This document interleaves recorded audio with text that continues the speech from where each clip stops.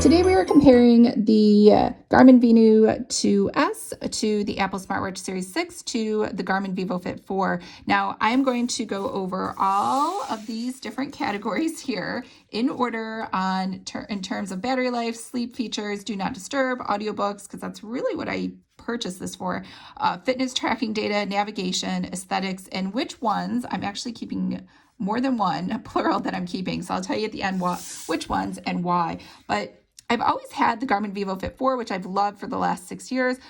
For my birthday this month, I thought I'd upgrade to a smartwatch. I've been thinking about this for 6 years, so I wouldn't really call this an impulse purchase.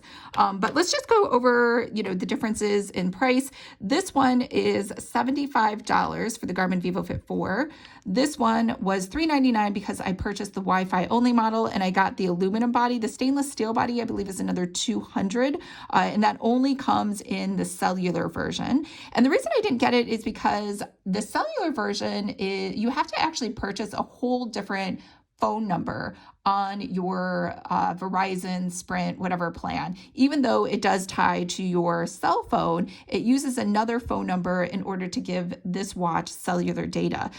It would be great if I traveled a lot, but I don't. So, and plus this battery really only lasts you for the day.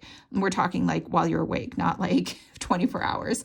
And the Venu 2S, this one costs exactly the same as the Apple Smartwatch Series 6.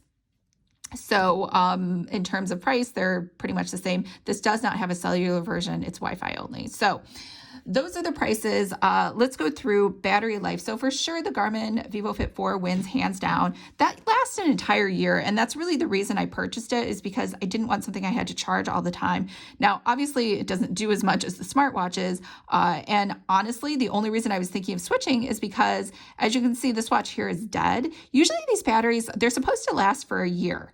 And it did in the beginning, but I think because Garmin really put a lot of money and quality into this one, these are kind of like cheap knockoffs that they do absolutely nothing for. And so the battery life went from a year to 9 months to 8 months to 6 to 4. And finally, this one didn't even last, I think, a month until it died. And I had to replace it with this one. So this is the last one I'll replace it with. After that, I might just scrap them. So in terms of this one, so let's look at the battery life. We're at 84% and it is, it's 9 o'clock. This has been on since 6 a.m. So this battery is just awful. So every day I put it on right around 5:30, 6 o'clock, and then it is dead by the time I go to bed around 9 or 10. It's like 10%. So you can really only use this for a day. And we're talking about the hours that you're awake. This one has really great battery life. It's 98%. It's been on also since 6 a.m. this morning. This one, you can see it does a really good job of screen saving energy by just turning off the screen. This one I could wear for a whole week and it still had, I think, a 37% charge. So it is definitely this one first, then the Venu 2, and Apple is just the worst. I wouldn't even say it's like third place because it's so terrible. But let's go ahead and move on to sleep features, because that is another reason I use these watches. This one is great. You just have to sync it up with the Apple, or well, any Apple or Android with the app in order to see the sleep data. It tells you your deep plus your light, and it does that for you, I guess, every night without having to do anything. This one is terrible. Just Apple is absolutely the worst. All it does is tell you your total sleep time, which is totally useless. There's no like data in it. And you have to tell it when you go to sleep and tell it when you wake up. So that's stupid to me. This one is just as great as this one. Actually, this one's a little better. This one actually tells you a couple different things. So this one, first of all, it is going to tell you your deep and your light sleep, but it's also going to tell you, I guess there was none for I didn't wear this last night. I wore this one. It also is going to tell you your REM sleep. So that will show up as well. And you can look at it right on the watch without having to sync this to an app. So I would say for sleep, definitely the Venu 2S is number 1. The regular Garmin vívofit 4 is 2, and I wouldn't even count Apple. I just think it's worthless for the sleep, just kind of like the battery. All right, so let's go into do not disturb mode. So this one is great. I am able to turn do not disturb mode on really easily. Over here, silent mode on, off.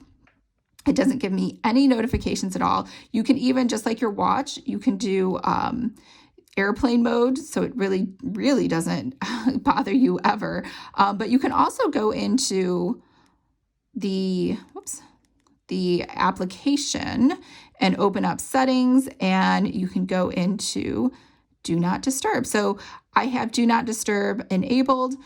You could turn on workout so it doesn't disturb you when you're working out, but this is a catch-all. I just leave this on permanently. I never ever really wanted to watch. I know some people like getting text messages that second. I find that really disruptive, and I don't know how I'd get any work done. And this one, I honestly do not know how to turn the do not disturb on.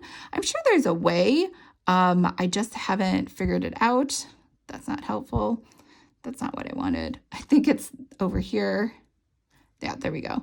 I think, nope, that's the settings for this.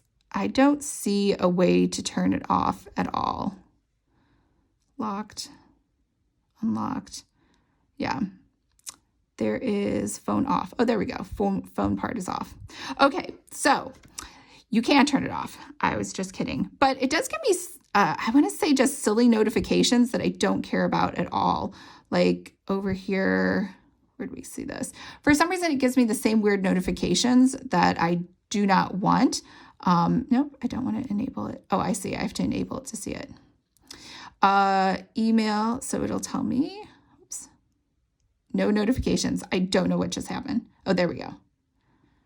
All right, so DoorDash, PayPal.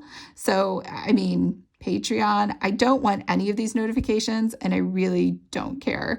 So that's kind of silly. But I guess if we turn it off like it had before, then I could just leave these notifications off. All right. So in terms of do not disturb mode, I would say Apple is the best.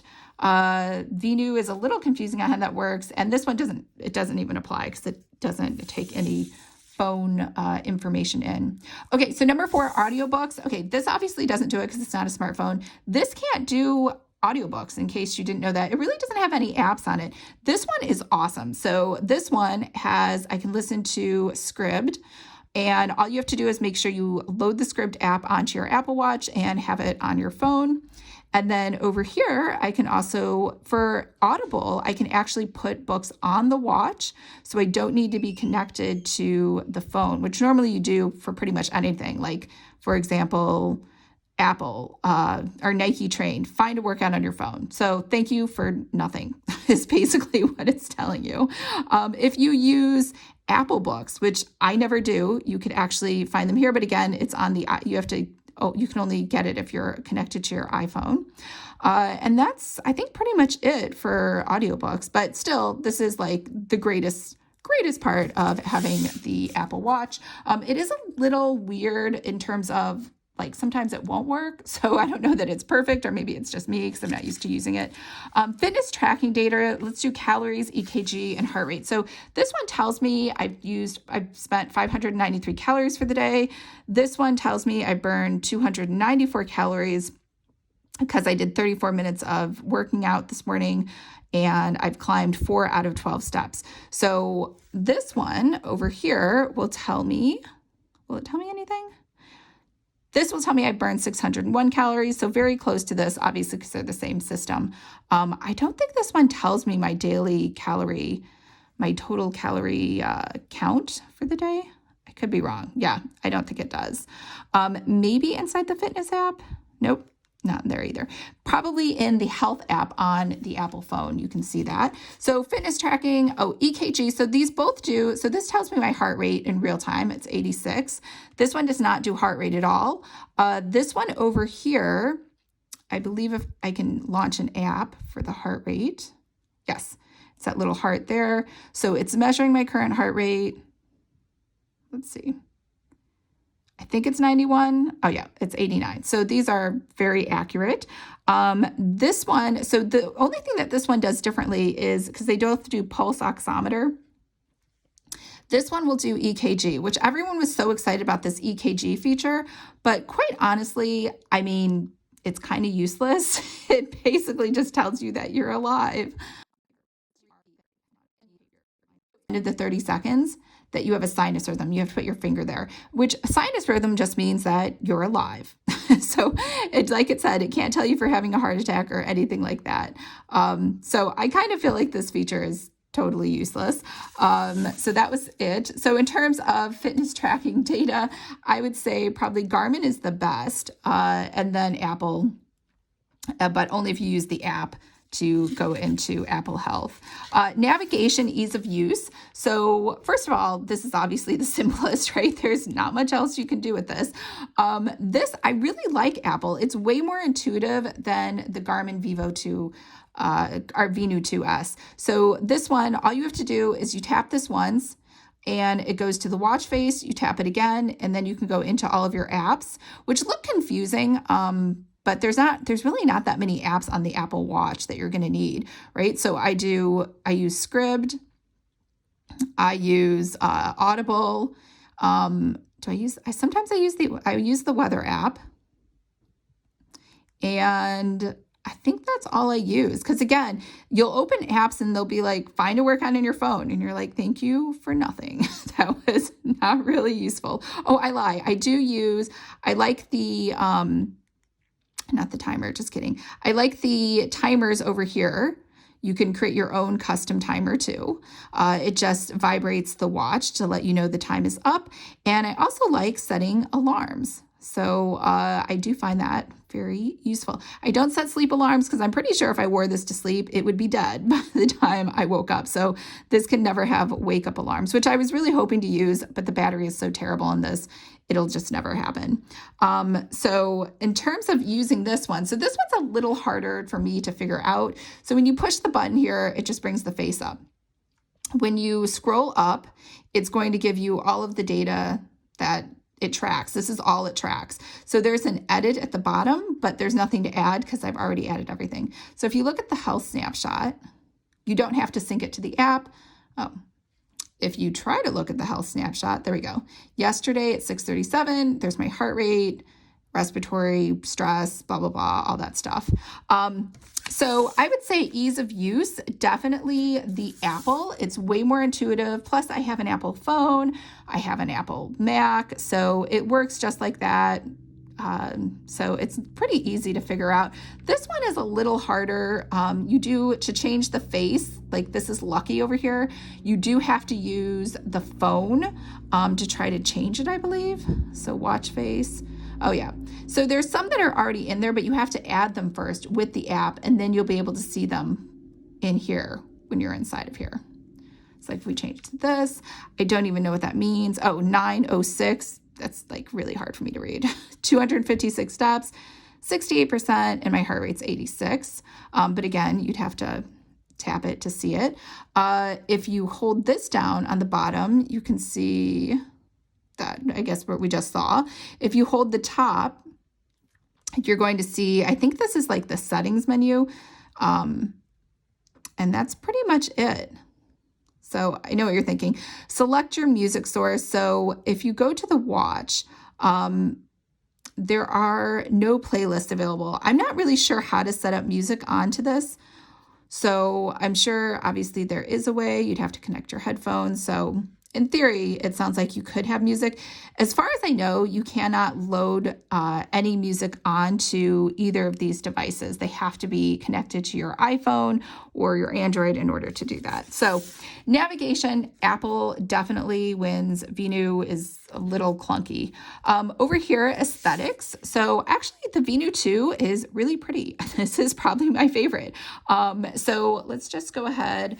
This one, you can change out the straps. I'm going to show you that really quick. I found it really confusing to learn how to change out the straps on the Apple Watch. So on the back over here, you can barely see it. There's two like horizontal sort of boxes, one here and one here.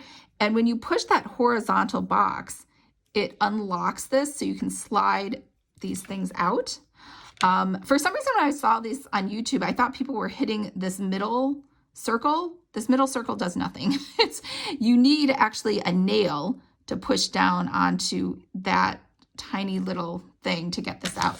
Now, I bought this separately. This is a plastic strap. Now, when you go into the Apple store, you're going to see different straps than you see on the website. So I was kind of worried because this one on the website, this is the Nike Sport Band. And this is my favorite. But when you go on the website, for whatever reason, the straps that are on there are kind of ugly, and I don't know why that is. But anyways, to figure this one out, you don't actually have to push the button to put these on. You can just slide these on really easily. So this one, you can decide if you want it in the top or the bottom. I think you can decide. Maybe you can't. Maybe this has to go in the bottom. All right, so there's that. And then over here, you're just gonna slide this in, and it kind of locks in place, so you don't have to worry about it coming off. I love the Velcro strap because, one, you can just pop it on, and I can adjust how tight or loose it is, versus this one is a little more clunky. Sometimes the holes line up, sometimes they don't, and then they're harder to change like on the fly. So I do like this. The only reason I bought the other one is because obviously you do sweat in this one, and it gets wet, and it does take a couple hours to dry, or you need to use a blow dryer. So I wanted to get this one in case I was doing something, in case I was swimming or doing something else where I didn't want this to get totally waterlogged. So last question, which ones am I keeping? So I'm actually going to get rid of the Garmin Venu 2S.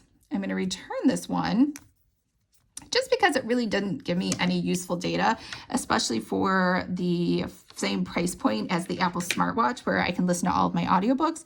But because the Apple Watch battery just absolutely is terrible, I'm going to keep the Garmin VivoFit 4, which is cheaper. Hopefully this battery will last a little longer than a month. We'll see. So I'm going to wear this at night. It's going to track my sleep because the sleep app on this is better. And then I'm going to wear my Apple Watch during the day. So I know that was a long video, but I hope you find that helpful.